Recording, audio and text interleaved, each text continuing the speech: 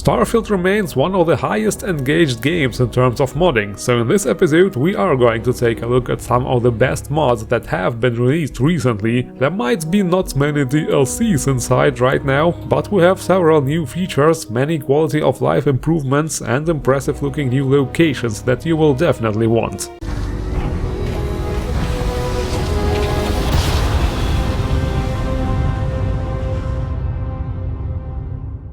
We are going to start with the basic stuff, Galactic mesh fixes. This is actually an impressive project to fix small meshing errors that create broken visuals on certain objects. Some of those errors are so subtle that you have to take a very close look to even notice them. This bug here, for example, is only visible from far away for some reason. This is also probably why Bethesda still has not fixed this kind of stuff. They have bigger bugs to fry.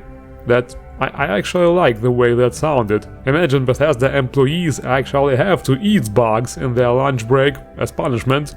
Anyway, in some cases the models literally become more detailed. We are talking missing decals, transparency issues, or even plainly just wrong textures used. Even if you have not really noticed any of this before, looking at the comparison pictures here gives a very good understanding of what we have been robbed here. So yes, this is obviously something you want to get.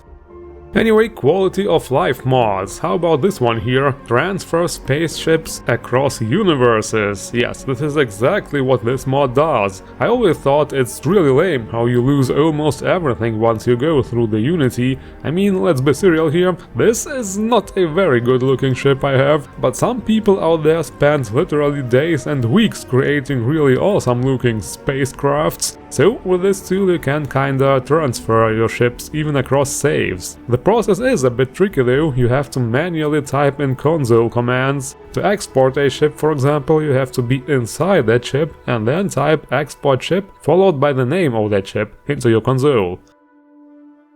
And the importing is a bit trickier as there are several console commands you have to use. It will also overwrite your current home ship, so make sure it is one you don't need. Also make sure you are not inside that ship or you will destroy the fabric of the universe or something. Anyway, here you have to type in import ship layout plus the name of the ship.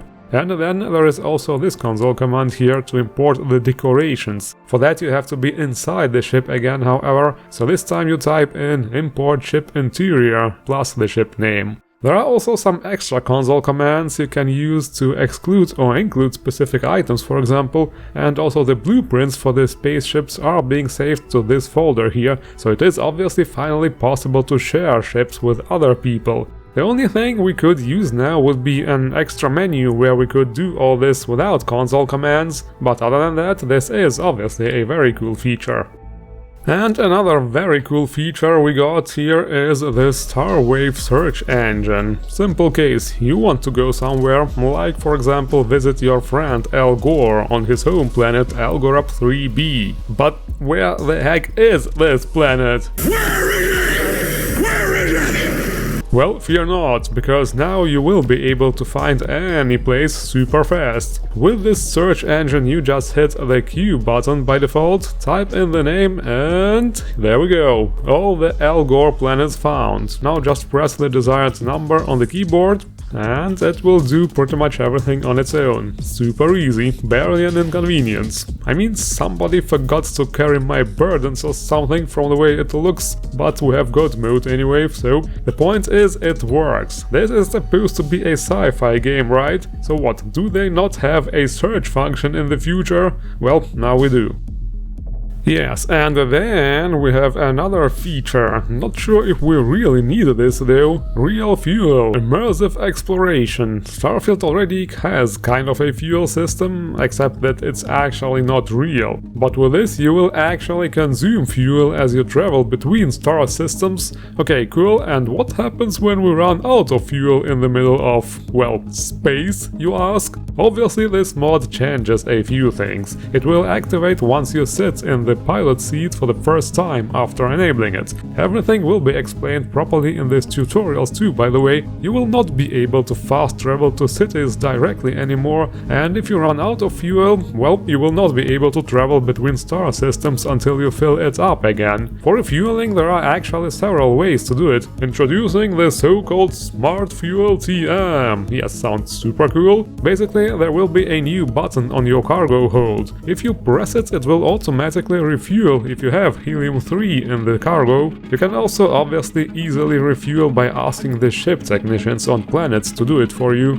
There is also the option to activate harvesters or gas storage at your outposts that contain helium-3, and you also can buy ship fuel from random vendors. So in other words, refueling is not really a problem. So overall, this is sure an interesting mod. It does kinda make things a bit more complicated by adding another thing to take care of, but the way it is integrated, it absolutely makes sense and adds more realism to the game. So if you don't mind having another problem to take care of for the sake of immersion, it is probably worth it. Okay, next we are going to talk about content expansion. The key word here is Dark Universe, which is actually a mod series that adds all kinds of content you can randomly stumble into on your travels. We already took a look at one of those mods in episode 16 called Dark Universe Takeover, which adds 50 procedurally generated spacer military bases. However, there are several other mods that do similar things. For example, Dark Universe Black Sea. This one has the aim to tweak space encounter lists so that exploring space feels more serious and dangerous. There is not much else to say here. There will be less simple blabbing nonsense ships, and instead everybody will be out there to kill you. This is pretty much it. Then there is also a mod called Dark Universe Crossfire. This one is similar to Black Sea, but it adds 60 brand new space encounters with a heavy focus on faction warfare. There are different scenarios you can stumble into by traveling, just like in the vanilla game. For example, a fight between two factions going on, or a faction attacking a civilian ship, or a hostile ship that is stranded and can be taken over. Most of the time it involves baddies in some way, but it also can be just a trade authority trading post in the middle of nowhere, for example. So in other words, a bunch of different space points of interest to spice it up a little.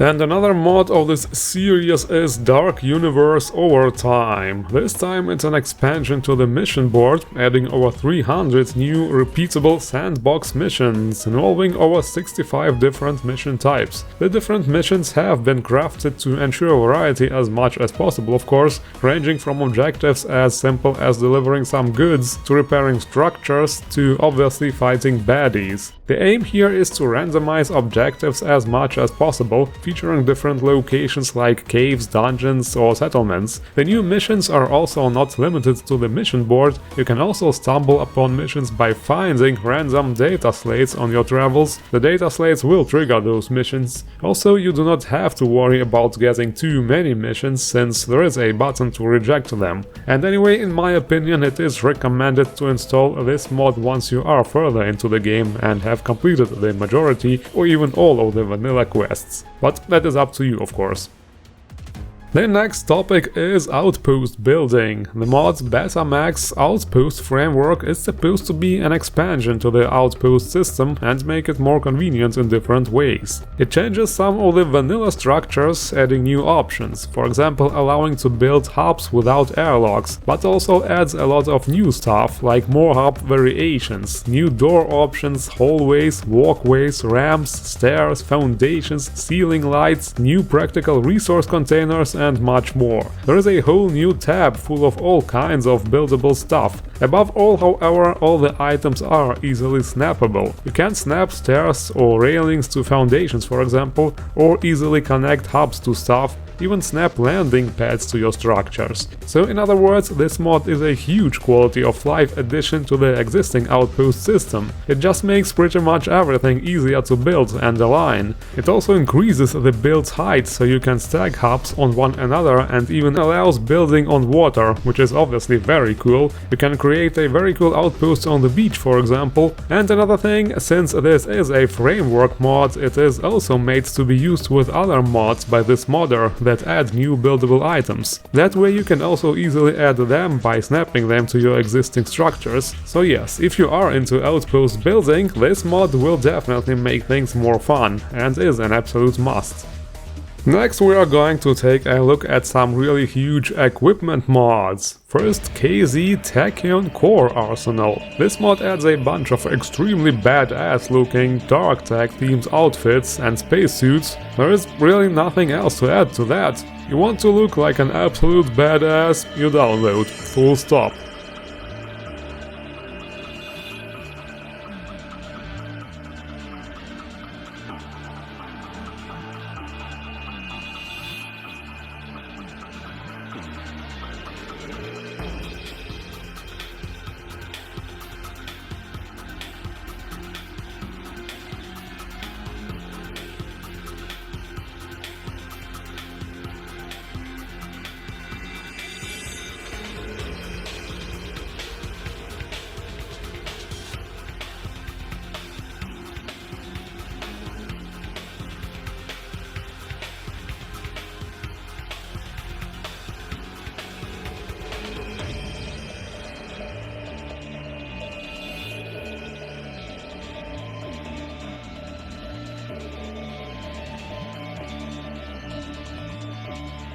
And this mod here, KZ Techno-Corporate Repository, is basically the same, but for hardcore techno fans.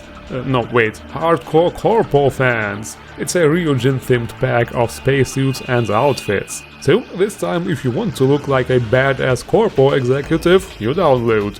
Full stop again, I guess.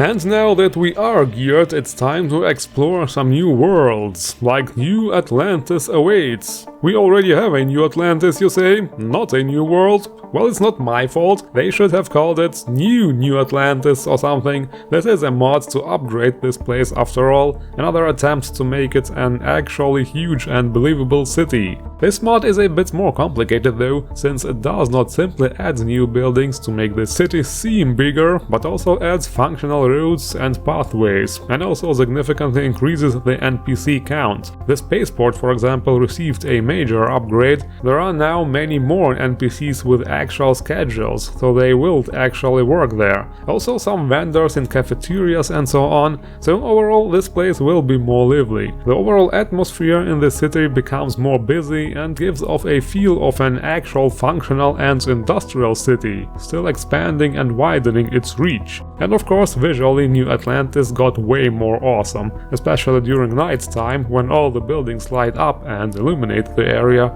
In the future, the author of this mod also plans to add original quests and small storylines to make these new areas and characters more interesting to explore. So in other words, definitely make it a worthy expansion to the main city of the game.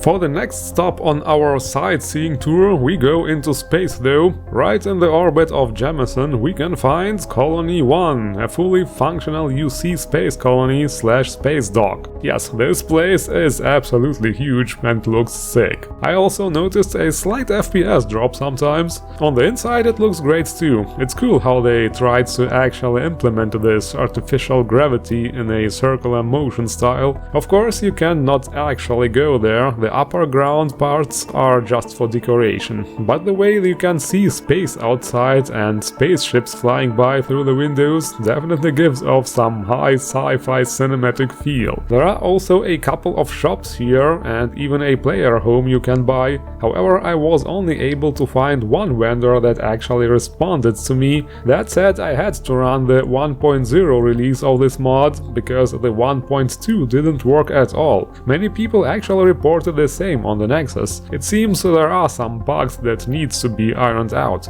Well, in total, this colony has really some great potential, but seems a bit empty the way it is now. So it's definitely a great project, and hopefully it will be updated further in the future.